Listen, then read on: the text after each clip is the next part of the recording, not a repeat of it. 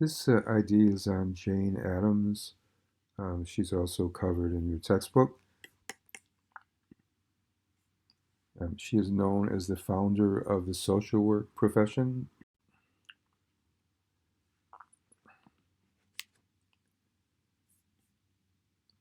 So Jane Addams was born in Illinois. She had eight brothers and sisters. Her father was well off financially, so she was raised in a well off situation. Um, but she did have physical problems growing up. She had curvature of the spine and many other health problems. So that did affect her life um, growing up and then her future. She was a big reader as a child. She was influenced by many books she read. She developed a great interest in helping the poor after reading.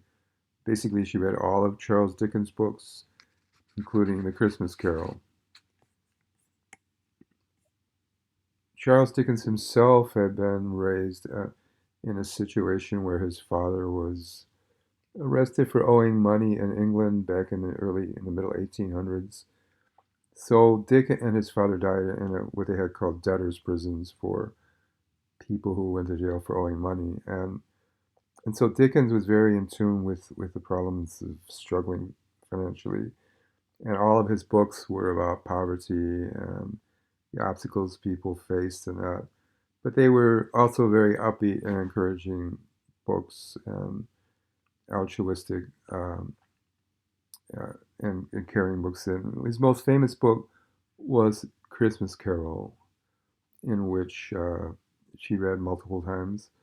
And Christmas Carol was a famous book made into many different movies um, about a rich old man who was very greedy and eventually, due to kind of mythical visits by amazing spirits, he became, in the end, a very um, good person who helped the poor. And that's a quick summary of the book. It's been made into many movies.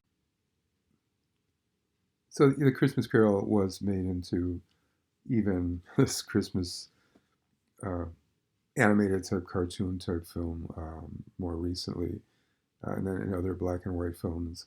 But all of his stories, like this story, was the story of an old miser, rich grouch who was visited by the ghosts of Christmas past and present, and finally became very beneficial and giving to the world. So that was the moral of the moral of that story. But all of his books were similar to that, kind of about with natural law within it of the higher dignity of people. And Jay Addams just loved this reading, and either it influenced her or she already believed that way, and so she could identify with those stories. So Jane Addams, as an adult, spent her whole life trying to help people. She started Hull House in Chicago, um, 800 South Halsted, which was a place where struggling people in the city from all over the world um, that had either been born here or migrated here, these struggling people could go to a place to basically hang out and just read and live. And she would have classes in music school and drama groups, even a theater. And there were some apartments for poor people. So it was a place, even where there was a playground for children that she developed. It's what the textbook referred to as a settlement house in its coverage of Jane Addams.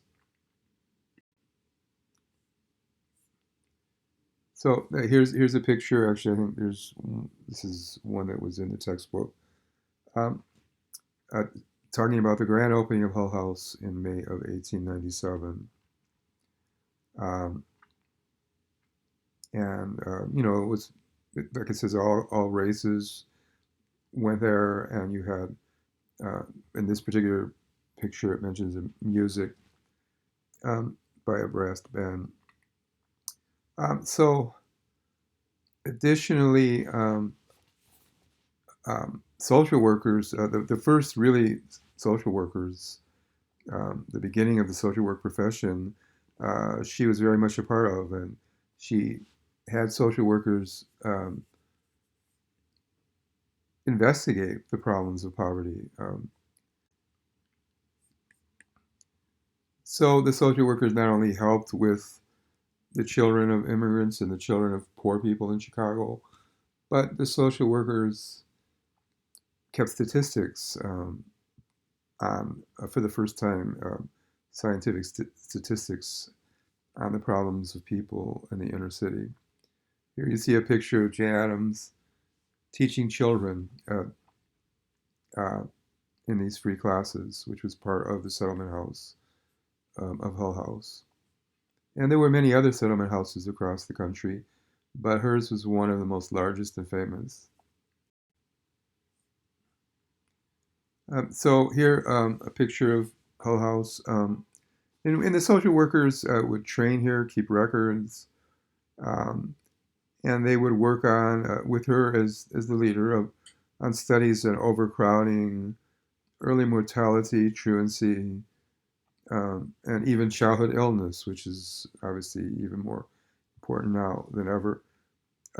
She also, after Hull House, she went on.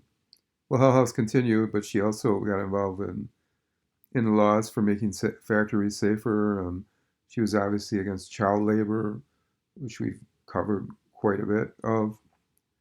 Um, but we know that she believed that laws should be changed. She was a strong supporter of democracy, and she was also considered a pragmatist.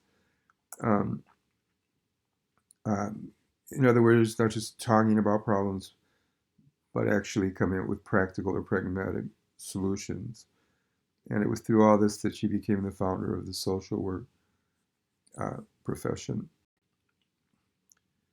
Also, later in her life, she also became a strong leader in the peace movement as militarization was building across the world.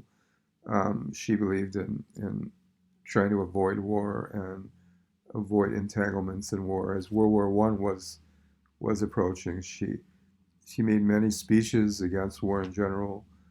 And as the war did happen, um, she remained as a person supporting peace.